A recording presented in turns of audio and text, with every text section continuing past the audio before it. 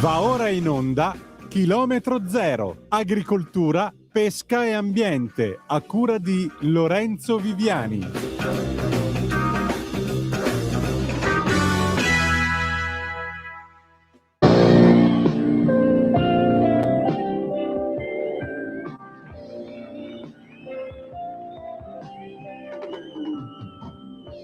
These executives have proved the fuck out of me. And there's still a long time to go before I pay my debt to society.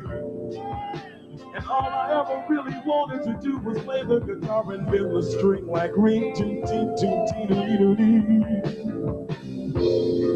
I've got it. I'll be selling and withdrawn. I'll dwindle off into the twilight realm of my own secret thoughts. I'll lay on my back here till dawn in a semi-catatonic state and dream of guitar notes that would irritate an executive kind of guy.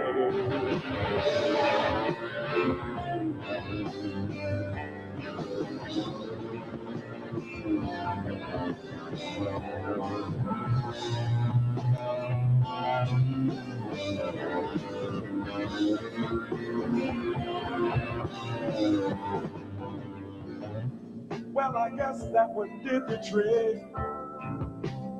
If they only could have heard it, half a dozen of them would have strangled while they were sucking on each other's dick. But that was only a bunch of imaginary notes I played. Just a little extra something to keep me going from day to day. And that's okay. I'll be getting out of here pretty soon. Then I won't have to live in this ugly fucking room. I can't wait to see what it's like on the outside now. Buonasera, a voi la linea. Buonasera a te Natalia, con Outside Now del 1980, questo live che è in realtà un pezzone di Joe's Garage, uno degli album più importanti, un doppio, triplo, quadruplo, mi sembra che vinili fossero addirittura 4, i CD erano 2, di Frank Zappa. Vi diamo il benvenuto a Chilometro Zoom. Io sono Lorenzo Viviani, mentre dall'altra parte dell'etere, dall'altra parte della radio, il mio lato femminile, posso dire, la mia controparte femminile, è lui o non è lui? Antonino Danna! Vabbè, qui ormai veramente stiamo toccando delle vette altissime. Amiche e amici miei, ma non dell'avventura, buonasera. Siete sulle magiche onde di Radio Libertà. Questo è Zoom, il drive time in mezzo ai fatti, anzi Chilometro Zoom, il drive time in mezzo ad agricoltura, pesca e ambiente. Io sono Antonino Danna, questa è la puntata numero 1222 di oggi, venerdì 26 di giugno dell'anno del Signore 2026. Cominciamo la nostra trasmissione, vi ricordo, date il sangue, in ospedale serve sempre, salverete vite umane, chi salva una vita umana salva il mondo intero. Secondo appello, radiolibertà.net. Spesso chi non lo legge perché vi perdete un bellissimo giornale online dove ci sono liberamente il direttore responsabile Giovanni Sallusti, gli Autodafé di Giulio Cainarca, la rassegna stampa di Semivarin, videopillole e molto altro ancora.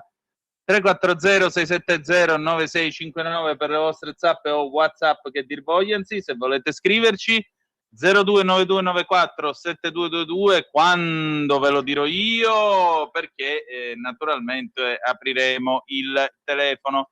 Natalia, buon venerdì, buon lavoro, che dire di più, insomma. Lorenzo, allora, questa settimana com'è andata? È andata molto bene, molto bene, sempre settimane allucinanti, ma ritornando sulla mia parte femminile, dato che tu dici sempre che siamo noi in civile, quindi implica certo. che quindi te ti senti più mascolo o femmina in questa riunione, Ma io mi sento, diciamo, fluido? Ma io mi sento molto regola di Calatrava. Che si fa un po' per uno, non so se mi spiego. E quindi va bene. Però diciamo che è un'unione che non ha sesso perché è platonica, diciamoci questa cosa, giusto? E senza sesso questa unione. Beh, per adesso sì, poi chissà, non lo so, insomma, tutto può succedere, la vita è piena di sorprese, mio caro, quindi chi lo sa, insomma, no? Poi com'è che cantava Natascia, alias Rosalia Porcaro, geniale comica napoletana? Sesso senza amore, sesso a malincuore, quello che stanotte vai cercando tu, eccetera, eccetera. Ma questa è un'altra storia. Questa è un'altra È storia. vero. Bene, Senti. dopo questi 5 minuti di delirio, sono le 17:40 minuti. Oggi ci possiamo fare una giornata tutta marina perché abbiamo un ospite speciale che non sentiamo da illo tempore, che è la nostra Valentina Tepedino, una veterinaria molto in gamba, che è già nota agli ascoltatori di Radio Libertà, di Chilometro Zoom, perché ci ha sempre dato dei gran consigli, dato che si parla di mare, di caldo, ci immaginiamo di mangiare in un ristorante sul mare, magari la nostra Valentina ci può dare consigli anche sulla ricerca di un pescato, di un prodotto ittico come si deve, e ci può aiutare anche a scegliere quello più giusto e riconoscere quello fresco soprattutto. Certo, che è la cosa più importante, anche perché in questo periodo veramente le sorprese non mancano, per cui è veramente un momento un po' così in cui, diciamo, sai, c'è un'espressione palermitana per dire fare imbrogli culinari, ma anche imbrogliare qualcuno nella vita. Fare pasta quayside, fare pasta con le sarde. Perché la pasta con le sarde non è assolutamente facile da fare, e poi esistono svariate ricette secondo le varie parti della Sicilia in cui ti trovi. E soprattutto a Palermo la pasta con le sarde ha la particolarità che sopra ci si mette il pangrattato. Quando qualcuno esagera col pangrattato, evidentemente sta cercando di mascherare qualche o qualche imprecisione, imperfezione nella ricetta. Per cui per questo si dice fare pasta con le sarde. Non lo Capito? sapevo, la ignoravo. Dato che sono già 41, chiedo a Natalia come siamo messi con la nostra ospite, se la possiamo magari contattare, perché poi andiamo un po' per le lunghe magari. Vediamo un po', vediamo se Natalia riesce, insomma, a trovare la nostra Valentina Tepedino, e così si parla anche di questa roba. Senti, come vanno le operazioni di pesca? L'avete rimesso in mare ecco, sta chiamando. L'avete rimesso in mare il Savonarola dopo i lavori? Ha voglia. Savonarola sta già lavorando, come sta lavorando tutte le imbarcazioni per la pesca dell'acciuga. In questo periodo diciamo che è il momento clou per quanto riguarda il lampare nel Mar Ligure, nel Tirreno, ma diciamo che se soffre un po' il tremaglio, perché nel periodo estivo con le acque pulite, la bonaccia, pesca un po' di meno, invece la pesca a circuizione e altre tipologie di pesca sono quelle che portano in terra un po' la risorsa ittica. Infatti è il momento migliore per mangiare le acciughe, per salare le acciughe. Anche per la settimana scorsa, proprio nella zona del Tirreno settentrionale, prendevano anche acciughe in una buona pezzatura per la salatura, che questo metodo ormai antico, si può dire, se non di più storico, culturale, soprattutto di alcune zone dell'Italia. Penso alla nostra Liguria, penso a come sia stata contagiosa, ad esempio, la salatura delle acciughe, che sia entrata anche nelle tradizioni culinarie del vicino Piemonte, essendo un ingrediente della bagna cauda. Insomma, ce ne sono mille di storie che si potrebbero raccontare, quindi ogni momento ha la sua stagionalità, la sua storia da raccontare, ed ogni territorio ha il suo particolare racconto. Quindi insomma, potremmo fare puntate su puntate. Avessimo più tempo, io e te potremmo esplorare tutti i vari paesi insieme, braccetto a braccetto, così torniamo a essere coppia. A braccetto potremmo andare in giro. Potremmo farlo un programma io e te. Dimmi te. Lo potremmo fare, sì. Senti, intanto al telefono c'è la nostra Valentina Tepedino. Ciao a tutti.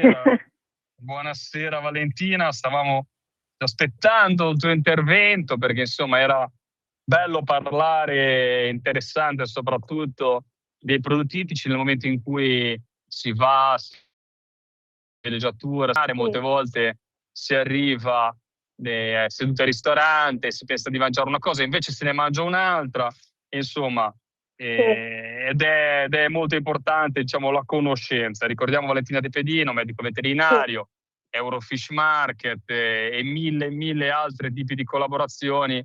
E anche il suo blog, ricordiamo come si chiama? Informare per non abboccare. Ecco, per rimanere in tema naturalmente ittico di pesca, fantastico titolo, però è proprio questo. Molte volte, Valentina, ci sediamo al ristorante, pensiamo di mangiare, magari ci pelano anche, ora senza Sì. adesso fare una brutta pubblicità ai ristoranti, diciamo il 99%, come si dice sempre, lavorano bene, però tante volte sei al ristorante, ti pelano anche e esci che sei poco soddisfatto. Qualche consiglio a bruciapelo su cosa scegliere quando si entra al ristorante e si mangia pesce in questo periodo, dai. Allora, il mio consiglio è intanto, perché tanto il ristorante magari uno sperimenta anche i ristoranti quando va in vacanza, eccetera, quindi non può essere un ristorante di fiducia perché uno chiaramente poi, anzi, quando è fuori ne approfitta, quindi non sa a che cosa va incontro, come dicevi tu, e se rientra in quell'1% o nel 99%. Di sicuro quello che potrebbe essere utile suggerire a chi ci ascolta è di chiedere sempre, se ama chiaramente va lì per mangiare del pesce, questo dentice è nostrano, questa sogliola è nostrana, almeno chiedere, perché come sappiamo nei menù non c'è l'obbligo di scrivere l'origine del prodotto e neanche il nome specifico, quello obbligatorio da decreto, no, del Ministero della Sovranità Alimentare. Quindi l'unica cosa che possiamo fare è chiedere a chi ci porta il menù, quindi al cameriere, quando esce il cuoco, per carità anche al cuoco, se la specie è nostrana. Basta sostanzialmente che chi ci serve ci dice sì o no.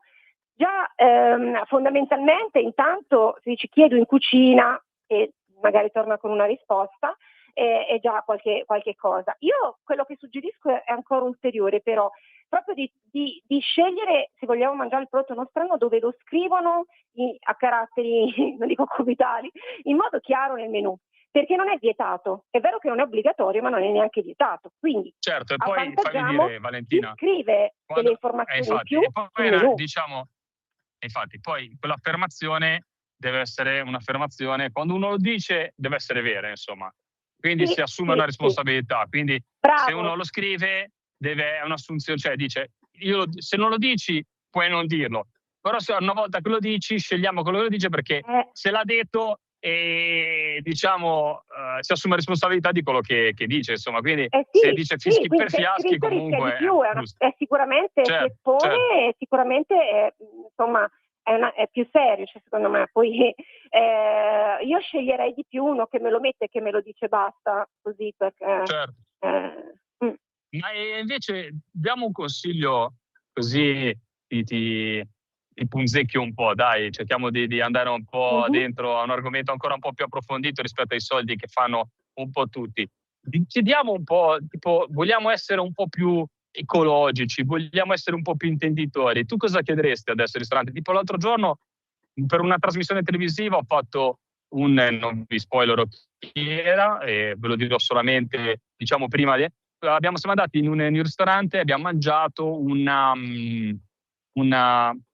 adesso non mi viene più il nome e sono bello arrivato, poi te lo dirò, non era una muffa, era una non mi ricordo più, basta, siamo arrivati. Antonino, qua c'è qualcosa che non va, non mi ricordo più il nome del pesce. È l'età, mio caro, è l'età. Comunque adesso durante la puntata mi verrà in mente, comunque c'era questa specie che nessuno conosce, buttata nel piatto, che era deliziosa, fatta anche in maniera un po' artistica, poi naturalmente arricchita con tante altre cose, ad esempio sotto c'era il pane, cioè insomma con una fritta dentro una pastella particolare ed era deliziosa. Quindi te che specie povera, poi mi viene in mente mentre parlerai, che specie povera o che specie comunque lascia stare povera o non povera perché i pesci non fanno dichiarazioni di redditi, cosa consiglieresti? Anche per far fare una figura tipo il nostro ascoltatore che va lì e dice ce l'avete questo? Sì. Guarda, io per quanto so già che c'è un pregiudizio, dico sempre che se sai scegliere e che chi soprattutto quando vai al ristorante dovrebbe essere bravo, perché se ti dà una cosa che è sbagliata già è meglio che cambi lavoro. Il cefalo, ci sono 3 specie di cefalo che sono eccellenti, perché sono eccellenti, era una carne eccezionale, quindi diciamo che per assurdo è molto bisfrattato, perché non è, però è molto buono. La leccia, a differenza della ricciola, magari meno conosciuta, pesce serra lo stesso, meno conosciuto, no? Tutti vogliono tutti i pescioni, poi magari un pesce Una serra mustela, era o una mustela, mi è venuta in mente adesso, una mustela, ecco, che non se la guarda praticamente nessuno. sì, ma anche i suri, anche i moli, cioè le nostre magari sono più piccole tante specie, no? Perché cerchiamo sempre, anche mangiamo molte volte con gli occhi, quindi vogliamo le specie atlantiche che sono un po' più grandi, però ecco, fondamentalmente tutti questi nomi che ho detto, che credo che siano anche al posto del tonno famoso, ne abbiamo parlato più volte, pinne gialle che mangiare, ne hai mangiato il tonno, ma quale tonno hai mangiato? Perché le pinne gialle tanto vale che non dico non mangiarlo, però sinceramente meglio non vantarsi, ecco, non è, sì, certo. magari dimmi che hai mangiato una palamita, dimmi che hai mangiato un alletterato, il tonnetto alletterato, cioè ecco, questi sono delle specie alternative, come sono d'accordo con te di non chiamarle povere, anche perché io sarei del parere che il nostro prodotto tipico ittico andrebbe venduto caro a chi lo capisce, perché è eccezionale e deve assolutamente sostenere chi poi decide di continuare a fare il mestiere di pescatore, che è un mestiere importante e che spero che esista anche alle generazioni future, quando non ci sarò più, perché se noi non acquistiamo queste specie, anche soprattutto quelle nostrane, a breve non avremo poi neanche proprio la nostra filiera ittica, né povera né ricca che sia, cioè, quindi è veramente importante non solo perché sono prodotti eccezionali, ma anche perché sono prodotti che ci sono nelle nostre acque, sia di mare che di acqua dolce, certo. sono tante specie anche di acqua dolce. Assolutamente sì. Antonino, ti sto un po' incuriosito, vuoi dire la tua ricetta col tonno di tua zia? No, quella l'abbiamo data più volte, invece volevo chiedere a Valentina, ma i giochini col Pangasio li fanno ancora? Allora, cioè praticamente rispetto a una volta il Pangasio è stato purtroppo, dico, sdoganato, nel senso che molti dicono apertamente che preferiscono il Pangasio proprio perché è comodo da cucinare, non ha un sapore deciso, è neutro, non ha lische, quindi diciamo che in molti casi proprio apertamente, ti do il Pangasio, ma guarda che l'ho sentito in un sacco di locali, Davvero? mense, eccetera, Scherzi? senza nessuna vergogna. Fondamentalmente rispetto a anni fa, dove c'era stato questo grosso problema di frode, oggi è molto molto meno presente. Può capitare nei circuiti della ristorazione, ma te devo dire la verità, ha trovato una sua identità, e quindi dove lo prendono dicono tranquillamente che è Pangasio, perché la gente lo cerca tanto che ha anche un prezzo che non è più tanto basso, cioè come prodotto, anche rispetto a tante specie nostrane. Che Sicuramente. tristezza, ma non per la tristezza, Sì, ma... ragazzi. Sì, ma come il tema, io mi prendono in giro i miei collaboratori, perché mi dicono non fai più mai mangiare il salmone, anche quando faccio lezioni a scuola ai bimbi, mi dicono sempre che li terrorizzo con la storia del salmone, ma non ce l'abbiamo né col salmone né col Pangasio, però diciamo che avere come specie, diciamo, indicative, come specie, diciamo, che conosciamo come prodotti punta nella nostra cucina, specie che non hanno neanche nessun tipo di contestualizzazione con il Mediterraneo, il mare dove viviamo, e poi soprattutto come viene allevato, come viene pescato. Cioè, purtroppo come consumatori dobbiamo anche avere un po' la responsabilità e non girarci dall'altra parte rispetto anche Giusto, come vengono una responsabilità sfruttati. sociale anche, Certo, come dicevi certo. giustamente, oltre che diciamo sulle nostre risorse. Sono d'accordo. Antonino, che ti ho interrotto, vai. No, volevo dire, supponiamo che in questa calda estate, stasera ce ne andiamo al ristorante, voglia di carpaccio, voglia, sì, di pesce, ci mettiamo sopra un bel bianco, magari delle Cinque Terre, il dottor Viviani qua ce ne può suggerire uno. Segreti del carpaccio, se arrivano e mi propongono un bel carpaccio di tonno, un bel carpaccio di spada, quale requisito deve avere? Allora, prerequisito assoluto, essere stato prima abbattuto, perché altrimenti siamo certo. già lì Diciamo di quello lì prendere per la magari salute, qualche parassita qui. certo. Questo, vabbè, è un prerequisito di legge che chiaramente dobbiamo capire tutti che ormai non possiamo avere il prodotto fresco e comunque quando lo mangio crudo deve essere preventivamente stato congelato. L'altro è che se ci suggeriscono tonno, magari ecco, io chiederei se è tonno rosso o tonno pinne gialle, perché sinceramente andare fuori e pagare per mangiare un carpaccio di tonno pinne gialle, che non so, ripeto, comunque non è dal nostro mare, magari arriva dall'Indo-Pacifico, ha tutta una sua filiera, non so quanto abbia senso, no? Fondamentalmente. Pesce spada, capire sempre se è nostrano in questa stagione lo possiamo trovare nostrano, e a differenza dell'inverno, no, che al di là dei periodi di fermopesca è meno Certo. frequente, invece nella stagione calda si trova e si può chiedere se è nostrano. E se no, dicevo, piuttosto l'altro giorno ho visto fare da uno chef appunto quello che citavo prima, il pesce sera a carpaccio, che veramente interessantissimo come prodotto, e anche usare un po', dire magari, dato che tra l'altro al ristorante non c'è neanche quest'obbligo di dire la denominazione del pesce, e capisco che il ristoratore fa fatica a fare formazioni, non è che può andare a ogni tavola e spiegare che gli sta dando il pesce serra perché è buono, perché è bello, magari semplicemente dire carpaccio di pesce nostrano, tu lo mangi, dici che è molto buono e allora poi magari gli spieghi che è un pesce serra, cioè, così che quello è perfettamente, lasci hai l'opportunità ragione, è proprio di farglielo provare. Gli lasci l'opportunità, sì. Ma in effetti il consiglio che do, soprattutto se non avete la sicurezza, ora mi odieranno tanti ristoratori, ma sul tonno, se non viene specificato che è tonno rosso, e se non Bravo. siete in un locale che è disposto anche perché poi c'ha il certificato ICAT, c'ha tutto un regime di burocrazia al tonno rosso, ma soprattutto è costoso di più. Quindi se andate in un ristorante, diciamo, che non vedete, diciamo, molto attento a queste cose, vi consiglio di scegliere qualcosa e di non prendere il tonno. Comunque avete quasi la sicurezza al 100% che non sia tonno rosso, non sia tonno del Mediterraneo. Ecco. Sì, d'accordo. Quindi optate per altre specie, diciamo.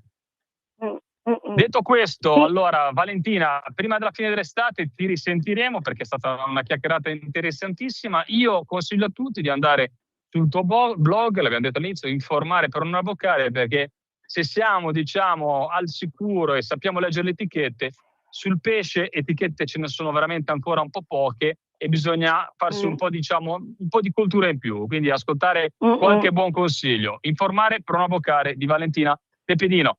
Grazie Valentina, alla prossima allora. Grazie a voi, buona serata a tutti. E allora Antonino, sono le 17:57 minuti.